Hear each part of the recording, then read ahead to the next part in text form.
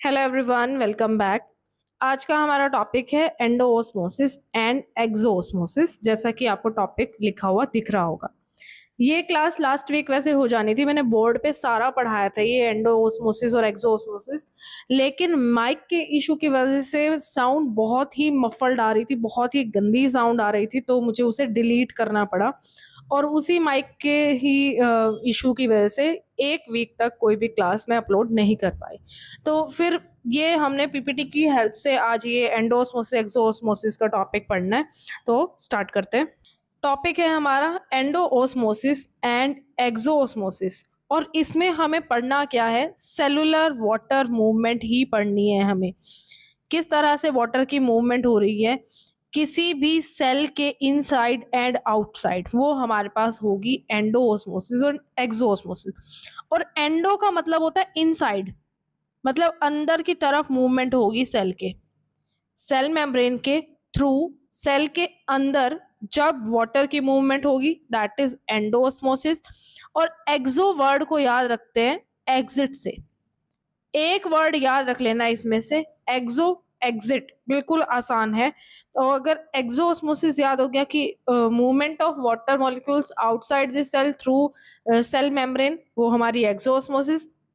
And movement inside the cell through cell membrane, उसको हम बोलते हैं एंडोओस्मोसिस। अब देखो यहाँ पे एंडोओस्मोसिस और एक्सोओस्मोसिस के की प्रोसेसेस समझते हैं कि होता क्या है एक्चुअल में इसमें। वैसे तो मैं बता चुकी हूँ कि एंडोओस्मोसिस में flow of water molecule inside the cell और एक्सोओस्मोसिस में flow of water molecules outside the cell. अब इसको थोड़ा डिटेल में पढ़ते हैं। एंडोओस्मोसिस क्या होती है, देखो वो प्रोसेस जहां पे वाटर मॉलिक्यूल्स मूव करें एक सेल के अंदर through a semi permeable membrane, semi permeable membrane के थ्रू जब वाटर की मूवमेंट हो इनसाइड दी सेल, उसको बोलते हैं हम एंडोओस्मोसिस। और जो वो होता है, ये प्रोसेस जो होती है ये तब होती है जब हम हाइपोटोनिक सॉल्यूशन में रखते हैं सेल को। हाइपोटोनिक सॉल्यूशन मैंने समझाया था, हाइपोटोनिक सॉल्यूशंस कौन से होते हैं, जिनकी कंसंट्रेशन कम होती है दूसरे के कंपैरिजन में। मतलब दो सॉल्यूशंस का जहां हम कंपैरिजन कर रहे हैं, एक की कंसंट्रेशन ज्यादा दूसरे की कंसंट्रेशन कम, तो जो कम कंसंट्रेशन वाला है वो होगा हमारा हाइपोटोनिक सॉल्यूशन, और जिसकी कंसंट्रेशन ज्यादा है वो हमारा हाइपरटोनिक सॉल्यूशन। जैसे यहाँ पे इसको समझते हैं, एक हमने बीकर लिया, जैसे एक बीकर है उसके अंदर हाइपोटोनिक सॉल्यूशन है, हाइपोटोनिक सॉल्यूशन डाल दिया, उसकी कंसंट्रेशन कम है। अब इसके अंदर हमने कोई सेल रखा, ये मान लो ये सेल है, इसको हमने रख दिया। अब सॉल्यूशन क्योंकि हाइपोटोनिक है, उसकी कंसंट्रेशन कम है, उसके अंदर सॉल्वेंट का अमाउंट ज्यादा है, सोल्यूट का अमाउंट कम है। हाइपो का मतलब यही है ना कि सॉल्वेंट ज्यादा और सोल्यूट कम, इसमें सॉल्वेंट ज्यादा हो गया। और इसके कंपैरिजन में हाइपोटोनिक है, तो इसके अंदर क्या है, सॉल्वेंट कम है, सॉल्वेंट लेस है, क्योंकि वहां पे क्या आ चुका है, अब सोल्यूट भी आ चुका है। और ओस्मोसिस में होता क्या है कि जो सॉल्वेंट है वो हायर कंसंट्रेट, मतलब अपना जहां पे वो हायर है, सॉल्वेंट जहां ज्यादा है वहां से सॉल्यूशन की तरफ वो मूव करता है। तो यहाँ पे भी क्या होगा, ये जो सॉल्वेंट है वो यहाँ से हाइपोटोनिक सॉल्यूशन जो प्रेजेंट है उससे कहाँ जाएगा, सेल के अंदर जाएगा, क्योंकि सेल के अंदर सॉल्वेंट कम है, बाहर सॉल्वेंट ज्यादा है। और सॉल्वेंट हमेशा कहाँ से कहाँ ट्रेवल करता है, जहां पे वो ज्यादा है वहां से वो कम की तरफ ही ट्रेवल करेगा, या फिर कह सकते हो लोअर सोल्यूट कंसेंट्रेशन से हायर सोल्यूट कंसेंट्रेशन की तरफ, क्योंकि हाइपोटोनिक सॉल्यूशन में सोल्यूट कम है, इस सेल के अंदर सोल्यूट की कंसेंट्रेशन ज्यादा है, तो हाइपोटोनिक सॉल्यूशन से कहा जाएगा, इस सेल के अंदर वाटर की मूवमेंट हो जाएगी। ओस्मोसिस अगर क्लियर है ना, तो एंडोओस्मोसिस और एक्सोओस्मोसिस बिल्कुल क्लियर हो जाएगी। ओस्मोसिस वाली क्लास एक बार देख लेना इसको करने से पहले, क्योंकि मैंने उसमें osmosis, reverse osmosis, osmotic pressure सब बताया हुआ है, तो ओस्मोसिस पता होनी चाहिए, एंडोओस्मोसिस, एक्सोओस्मोसिस, एक्सोओस्मोसिस और ये बायोलॉजिकल सिग्निफिकेंस सब बहुत आसानी से हो जाती है। अब इसमें ये लिखा हुआ है कि जब हम इसको रखते हैं सेल को हाइपोटोनिक सॉल्यूशन में, तो जो सेल है वो स्वेल हो जाएगा क्योंकि वाटर उसके अंदर एंटर कर चुका है। यही मैंने बताया कि सेल कहाँ जाए, मतलब सेल के अंदर वाटर जो है सॉल्वेंट से कहाँ जाएगा, सॉल्यूशन साइड जाएगा। ऑस्मोसिस में प्योर सॉल्वेंट से, या फिर जहाँ पे सॉल्वेंट जाता है higher solvent concentration to lower solvent concentration की तरफ जाता है, या फिर लोअर सोल्यूट कंसंट्रेशन से हायर सोल्यूट। सोल्यूट का लिख रहे हो तो लोअर टू हायर, और सॉल्वेंट के लिए लिख रहे हो तो उल्टा हो जाएगा, हायर टू लोअर, ये हो जाएगा। उसके बाद एक्सोऑस्मोसिस क्या होती है? एक्सोऑस्मोसिस वो प्रोसेस है जहां वाटर मॉलिक्यूल्स बाहर आ जाते हैं सेल से थ्रू सेमी परमिएबल मेम्ब्रेन, बाहर आ गए, सेल से बाहर आ जाएगा, एग्जिट कर जाएगा। और ये एग्जिट कब होगा? जैसे अब भी यहाँ पे भी एक सॉल्यूशन ले लेते हैं, एक बीकर लिया, बीकर के अंदर एक सेल, ऐसे ही बना रही हूं मैं रफ, और बाहर इसके ये हाइपरटोनिक सॉल्यूशन। हाइपरटोनिक का मतलब क्या है? उसकी कंसंट्रेशन बहुत ज्यादा है, सोल्यूट का अमाउंट सॉल्यूशन के अंदर बहुत ज्यादा है, और सेल के अंदर सोल्यूट क्या है? लेस। सोल्यूट क्या है इसमें? लेस है। और मूवमेंट कहाँ से कहाँ होनी है? जहां सोल्यूट कम है वहां से हायर सोल्यूट कंसंट्रेशन की तरफ मूवमेंट होगी वाटर मॉलिक्यूल्स की। तो सोल्यूट कंसंट्रेशन अंदर कम है और जाना कहाँ है? जहां कंसंट्रेशन कम है सोल्यूट की, वहां से कहाँ जाना है? ज्यादा की तरफ। तो सेल के अंदर से जो लिक्विड है, जो वाटर मॉलिक्यूल है, वो बाहर आ जाएंगे। और ऑब्वियस सी बात है, सेल से जब वाटर मॉलिक्यूल्स बाहर आ गए तो सेल क्या हो जाएगा? श्रिंक हो जाएगा, बिल्कुल श्रिंकिंग उसकी हो जाएगी, उसका साइज क्या हो जाएगा? छोटा हो जाएगा। ये यहाँ पे सारा कुछ मैंने लिखा हुआ है, देखो कि एक्सोऑस्मोसिस में क्या होता है, वाटर मॉलिक्यूल्स बाहर आ जाते हैं सेल से थ्रू सेमी परमिएबल मेम्ब्रेन। ठीक है, और ये कब होता है? जब हम सेल को कहाँ रखते हैं? हाइपरटोनिक सॉल्यूशन में रखते हैं, और जिसकी वजह से सेल क्या हो जाता है? श्रिंक हो जाता है।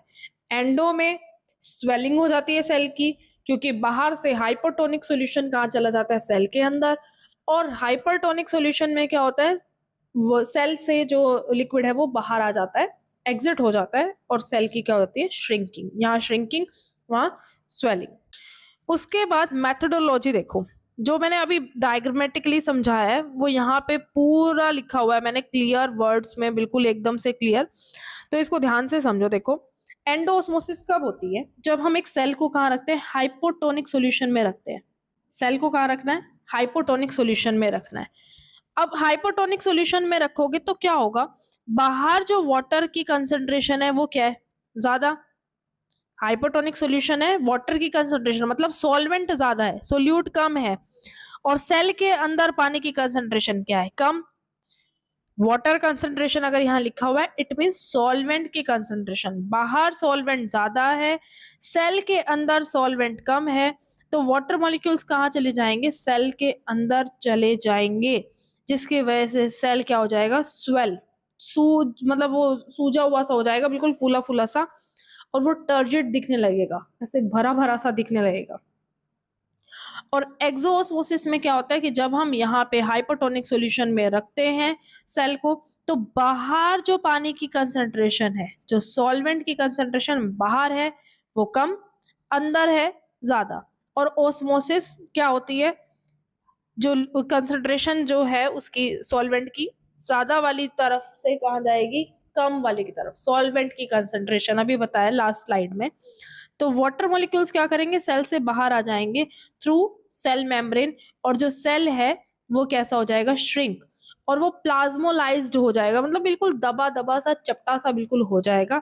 ये हो जाएगी हमारी इसमें एंडोऑस्मोसिस और एक्सोऑस्मोसिस में पूरी मेथोडोलॉजी मैंने आपको बता दी है। अब कुछ इसके डे टू डे एग्जांपल्स हैं एंडोऑस्मोसिस और एक्सोऑस्मोसिस के। मैंने इसमें एक एक दो दो एग्जांपल्स इंक्लूड कर दिए हैं। देखो कैसे। एंडोऑस्मोसिस का एग्जांपल देखो, जब हम पानी डालते हैं, पौधों में पानी डालते हैं, तो रूट्स क्या करती है? उस पानी को एब्जॉर्ब कर लेती है। जैसे अभी पानी नहीं डाला पौधे में, बिल्कुल सूखा पड़ा है, हमने मिट्टी में पानी डाला उसमें गमले में, तो वो रूट्स क्या करेंगी? अंदर उन रूट्स के पानी कम है, बाहर जो मिट्टी में पानी है वो बहुत ज्यादा है, तो पानी कहाँ जाएगा? मिट्टी से रूट्स के अंदर जाएगा। कहाँ से कहाँ गया? सोइल से। सोइल में जहाँ पे सोल्यूट की कंसंट्रेशन कम थी, ये याद रखना भाई, या तो सोल्यूट को पकड़ लो या फिर सॉल्वेंट को पकड़ लो, एक चीज फिक्स कर लो। सोल्यूट का केस लिख रहे हो अगर ऑस्मोसिस में, तो लोअर कंसंट्रेशन से हायर कंसंट्रेशन, और अगर सॉल्वेंट को मेंशन कर रहे हो तो हायर से लोअर। बस याद रखो, जहां पानी ज्यादा है वो वहां से कहाँ जाएगा? जहां पानी कम है उसी तरफ जाएगा। अब जड़ों में पानी कम था पौधे की, मिट्टी में हमने पानी डाल दिया, तो मिट्टी से वो पानी कहाँ चला जाएगा? जड़ों में चला जाएगा। तो प्लांट्स क्या हो जाएंगे? हाइड्रेटेड हो जाएंगे, और उसमें न्यूट्रिएंट्स का ट्रांसपोर्ट हो जाएगा। जो पानी की अपवर्ड मूवमेंट होती है, कि यहाँ पे ये भी ऐड कर सकते हो कि जो अपवर्ड मूवमेंट होती है वाटर की, सेल टू सेल जो ट्रांसफर होता है वाटर का, वो भी किसकी वजह से होता है? एंडोऑस्मोसिस की वजह से होता है। और यहाँ पे एक एग्जांपल ये लिख सकते हो कि जो फ्लावर्स हैं, जब फ्लावर्स के ऊपर हम वाटर स्प्रे करते हैं, फ्लावर्स के ऊपर जब वाटर स्प्रे करते हैं तो वो टर्जिड लगने लग जाते हैं, बिल्कुल फ्रेश फ्रेश लगने लग जाते हैं। यहाँ पे लिख सकते हो फ्लावर्स वाला एग्जाम्पल। और रूट्स से पानी जब ऊपर चला गया तो सेल टू सेल जो ट्रांसफर होएगा प्लांट्स में वाटर, वो भी किसका एग्जांपल है? एंडोस्मोसिस का। एक यहाँ पे एग्जांपल हम दे सकते हैं रेजिन्स का। किशमिश को जब पानी में भिगा के रखते तो वो स्वॉलन अप हो जाती है, क्योंकि उसके अंदर किशमिश को जब काट के देखोगे तो उसके अंदर बहुत कंसंट्रेटेड सिरप सा होता है, मतलब उसके अंदर सॉल्वेंट कम है और बाहर पानी है, सॉल्वेंट ज्यादा है। तो सॉल्वेंट कहाँ से कहाँ जाता है? हायर सॉल्वेंट कंसंट्रेशन से लोअर सॉल्वेंट कंसंट्रेशन, तो वो क्या हो जाएगी? स्वॉलन अप हो जाएगी। उसके बाद एग्जांपल्स देखो एक्सोऑस्मोसिस के। जब हम जो वेजिटेबल्स हैं जैसे क्यूकम्बर है, एग प्लांट्स है, उनके ऊपर नमक डालते हैं ना, तो वो पानी उसके अंदर से निकल के बाहर आ जाता है। देखा होगा, दो प्लेट्स में ना क्यूकम्बर काट के रख दो, एक के ऊपर सॉल्ट डाल दो, एक के को ऐसे ही रखो। जो जिसके ऊपर सॉल्ट नहीं है वो तो ड्राई ड्राई सा रहेगा, लेकिन अगर जिसके ऊपर आपने सॉल्ट स्प्रिंकल कर दिया ना, वो पूरा गीला गीला हो जाएगा, वो सारा जो वाटर है उस क्यूकम्बर का वो बाहर आने, मतलब बाहर आ जाएगा सारा वो। इसकी वजह से क्या हो जाएगा? वो थोड़ी देर बाद वो पतली पतली हो जाएगी, बिल्कुल स्लाइसिस। तो ये क्या होती है? एक्सोऑस्मोसिस। और ये क्यों हुई, बाहर क्यों आया? क्योंकि बाहर जो था सॉल्ट वाटर था, सॉल्टी वाटर होने की वजह से उसकी कंसंट्रेशन क्या हो गई? सॉल्वेंट कंसंट्रेशन कम। क्यूकम्बर के अंदर पानी ही है, उसकी कंसंट्रेशन क्या है? ज्यादा। तो इसलिए ऑस्मोसिस में क्या होता है? जो सॉल्वेंट कंसंट्रेशन जहां ज्यादा है वहां से कहाँ जाएगा? कम कंसंट्रेशन की तरफ। और ये क्या हो जाएगा? सॉफ्टर हो जाएगा, बिल्कुल सॉफ्ट सॉफ्ट सा हो जाएगा। ये तो ऑब्जर्व किया ही होगा, अब तो समर्स चल रही हैं तो क्यूकम्बर वाला तो सबको पता ही होगा। फिर उसके बाद कंसंट्रेशन कंपैरिजन अगर हम करें इनका, सोल्यूट और सॉल्वेंट का, इसमें एंडोऑस्मोसिस और एक्सोऑस्मोसिस में, जब एक्सटर्नल सॉल्यूशन की कंसंट्रेशन क्या होगी? सोल्यूट की कम होगी, मतलब एक्सटर्नल सॉल्यूशन की जो सोल्यूट कंसंट्रेशन है वो कम है, तब तो वाटर मूव करेगा सेल के अंदर, एंडोऑस्मोसिस में सेल के अंदर चला जाएगा। कंसंट्रेशन बाहर सोल्यूट की कम है, तो ये कौन सा सॉल्यूशन है? हाइपोटोनिक। और जो ये कंसंट्रेशन ग्रेडियंट है, मतलब ये कंसंट्रेशन का डिफरेंस ही क्या करता है? वाटर मॉलिक्यूल्स को मूव करने के लिए अलाउ करता है। क्योंकि देखो कंसंट्रेशन दोनों बैलेंस्ड होंगी, बैलेंस्ड कम होंगी जब वाटर की मूवमेंट होगी, या तो सेल के अंदर जाए या सेल के बाहर जाए, वो डिपेंड करता है कितनी कंसंट्रेशन कहाँ पे कम है, कहाँ ज्यादा है। अब सेल के अंदर हमने बोला है कि जो कंसंट्रेशन है सॉल्वेंट की वो कम है, बाहर वाले एनवायरनमेंट में सॉल्वेंट की कंसंट्रेशन ज्यादा है। देखो लिखा है ना, सोल्यूट की कम है तो सॉल्वेंट ऑब्वियस सी बात है ज्यादा है। तो बाहर सॉल्वेंट ज्यादा है और उसे बराबर करने के लिए सॉल्वेंट कहाँ चला जाएगा? सेल के अंदर चला जाएगा। ये इस लाइन का मतलब यही है, कंसंट्रेशन ग्रेडियंट का मतलब जो कंसंट्रेशन डिफरेंस है दोनों जगहों का, दोनों चीजों का, सॉल्यूशन का और सेल का, वो ही क्या करता है? पानी को मूव करता है, मतलब मूवमेंट अलाउ करता है सेमी परमेबल मेम्ब्रेन में। और वो सेल, ऑब्वियस सी बात है, किसी सेल के अंदर जब पानी चला जाएगा तो वो क्या हो जाएगा? पानी को एब्जॉर्व करके स्वॉलन अप हो जाएगा। और ये क्यों होता है? कि जो बैलेंस है सोल्यूट लेवल्स का वो इनसाइड एंड आउटसाइड सेल क्या हो जाए? बराबर हो जाए। इसी को हम बोलते हैं कंसंट्रेशन कंपैरिजन किस तरह से कर रहे हैं। और एंडोऑस्मोसिस में क्या हो जाएगा? इसका बिल्कुल अपोजिट हो जाएगा। होना यही है, वहां पे भी बैलेंस बनना है। ये सारी लाइंस उसमें भी बिल्कुल सेम है, यहां से यहां तक। कि जो कंसंट्रेशन ग्रेडियंट है वो क्या करता है, उसको अलाउ करता है। लेकिन यहाँ पे क्या होगी, पानी की मूवमेंट आउटसाइड द सेल हुई है, और आउटसाइड द सेल होने की वजह से सेल क्या हो चुका है, श्रिंक हो चुका है। एक्सोऑस्मोसिस में बाहर जाएगा वाटर सेल से, और एंडोऑस्मोसिस में सेल के अंदर। अब ये एंडोऑस्मोसिस और एक्सोऑस्मोसिस की सिग्निफिकेंस क्या है, मतलब हम क्यों पढ़ रहे हैं इसको, हम कहाँ इसको डे टू डे लाइफ से कैसे कनेक्ट कर सकते हैं। एंडोऑस्मोसिस का तो देखो, हमारे जो प्लांट की टर्जिडिटी है उसको मेंटेन करने में बहुत क्रूशियल रोल प्ले करती है। टर्जिडिटी मतलब बिना पानी के देखे होंगे पौधे बिल्कुल मुरझाए मुरझाए से लगते हैं, अजीब से, बिल्कुल डेड लगते हैं। लेकिन जैसे जब उनमें रेगुलरली वाटर आप दोगे उन पौधों में जो भी आपके पास है, तो वो बिल्कुल आपको फ्रेश फ्रेश लगते हैं, टर्जिड लगते हैं। और जैसे ये सब्जी वाले जो होते हैं, ये क्या करके रखते हैं, अपनी सब्जियों पे पानी छिड़क के रखते हैं, वो भी क्या होती है, मतलब फ्रेश लगती है उसकी वजह से। और वाटर जब जाएगा प्लांट सेल में ऑस्मोसिस के थ्रू, तो टर्गर प्रेशर, वहां पे वो प्रेशर लगाएगा वॉल्स के अगेंस्ट, और इसकी वजह से पौधा जो है बिल्कुल सीधा खड़ा रहेगा, फर्म खड़ा रहेगा। दो पौधों में कंपैरिजन करो, एक को पानी दे रहे हो रेगुलर, एक में पानी नहीं दिया 2 दिन से। वैसे नहीं करना है ऐसे, क्योंकि पौधों में जान है तो उनको पानी दो रेगुलर। लेकिन फिर भी अगर कहीं देखा हो रोड साइड पे कोई पौधे लगे होते हैं, अगर उनको पानी नहीं दिया होता तो वो बिल्कुल मुरझाए मुरझाए ढलके ढलके से लगते हैं। तो ये वाटर जब गया उसके अंदर एंडोऑस्मोसिस के थ्रू, तो वो प्लांट्स क्या बिल्कुल सीधे और फर्म, बिल्कुल ऐसे फ्रेश दिखते हैं, फर्म रहेंगे, सीधे रहेंगे। और ये किस लिए जरूरी है, सेल होम्योस्टेसिस के लिए जरूरी है। सेल होम्योस्टेसिस मतलब सेल के अंदर जो कंसंट्रेशन है, पीएच वगैरह है, पूरा बैलेंस उसका सेल का बना रहे, इसलिए ये बहुत जरूरी है एंडोऑस्मोसिस। और अगर सेल होम्योस्टेसिस रहेगी तो वो ऑब्वियस सी बात है, उस सेल की जो फंक्शनिंग है वो भी प्रॉपर होगी। अब मेडिसिन में देखो, जो आईवी सॉल्यूशंस की प्रिपरेशन होती है, इंटरविनल जो ये सॉल्यूशंस बनाए जाते हैं, इंटरविनस फ्लूइड्स, उसकी प्रिपरेशन में एंडोऑस्मोसिस का अहम रोल है। क्योंकि हम जो सॉल्यूशंस बनाए जाते हैं, इंटरविनस जो फ्लूइड्स बनाए जाते हैं, वो आइसोटोनिक होने चाहिए। हमारा जो ब्लड है, उन ब्लड सेल्स के जितना भी प्रेशर उसका होगा, या जितनी उसकी कंसंट्रेशन होगी, उतनी ही उन आईवी सॉल्यूशंस की कंसंट्रेशन होनी चाहिए। क्योंकि अगर वो जरा सा भी हाइपोटोनिक या हाइपरटोनिक या हाइपोटोनिक हुआ, तो हमारे जो सेल हैं, ब्लड सेल्स, वो डैमेज हो जाएंगे। क्योंकि अभी हमने एंडोऑस्मोसिस और एक्सोऑस्मोसिस पढ़ा है, उसमें क्या बोला है, एंडोऑस्मोसिस में तो सेल के अंदर चला जाएगा पानी, और एक्सोऑस्मोसिस में सेल के बाहर चला जाएगा। इंटरवीनस फ्लूइड अगर हाइपोटोनिक हुआ, हाइपोटोनिक में क्या होती है, एंडोऑस्मोसिस होती है ना, तो हाइपोटोनिक सॉल्यूशन में एंडोऑस्मोसिस जब होगी, अंदर जब उसके चला जाएगा, सेल के अंदर पानी चला जाएगा या जो भी फ्लूइड है ये चला जाएगा, तो वो सेल क्या हो जाएगा, स्वेलिंग हो जाएगी उसकी। तो हम वो मेडिकल ट्रीटमेंट वहां पे देना पड़ेगा उस पर्सन को जिसने भी आईवी सॉल्यूशन लगाया है, हाइपोटोनिक वाला, मतलब जिसको लगा है। और ऐसे ही हाइपरटोनिक सॉल्यूशन में बनाया, तो वो सेल से जितना भी फ्लूइड है वो बाहर चला जाएगा, और फ्लूइड अगर बाहर गया तो सेल क्या हो जाएंगे, रेड ब्लड सेल्स श्रिंक हो जाएंगे।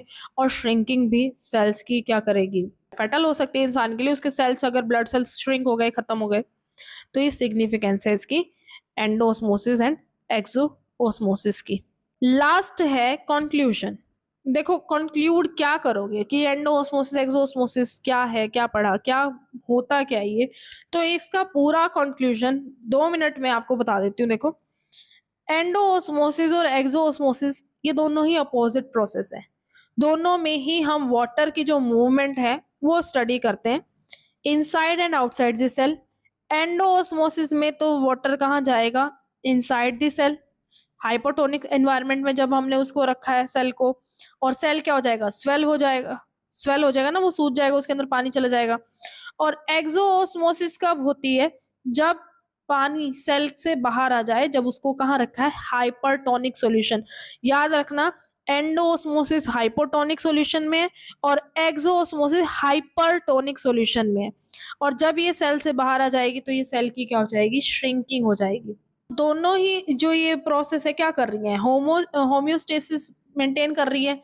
सेलुलर होम्योस्टेसिस मैंने अभी बताया था कि जो अंदर का इन्वायरमेंट है सेल का वो बिल्कुल बैलेंस्ड हो जाएगा, उसकी पीएच, उसका टेम्परेचर, उसकी कंसंट्रेशन। और यही कंसंट्रेशन डिफरेंस जो पहले से हो रहा पहले था इनमें जो कंसंट्रेशन डिफरेंस, वही क्या करता है, वाटर की मूवमेंट को ड्राइव करता है। वाटर मूवमेंट ड्राइव होगी मतलब वाटर की मूवमेंट होगी इनसाइड और and outside the cell depending upon the nature of solution.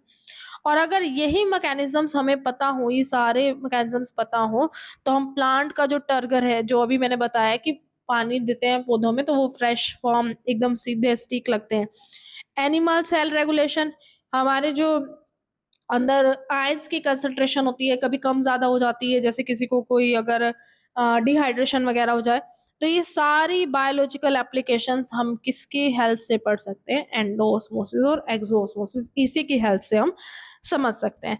तो ये बहुत छोटा सा टॉपिक था, लेकिन जो मैंने लेक्चर बोर्ड पे कराया था वो पूरा मैंने लेंदी हो गया था क्योंकि लिखना भी पड़ता है, सब कुछ एक एक पॉइंट डायग्रामेटिकली कराया था, बट वो वीडियो जो है माइक की वजह से नहीं बन पाई ठीक। तो आज ही हमने ये क्लास ये यहाँ पे ये टॉपिक खत्म कर दिया।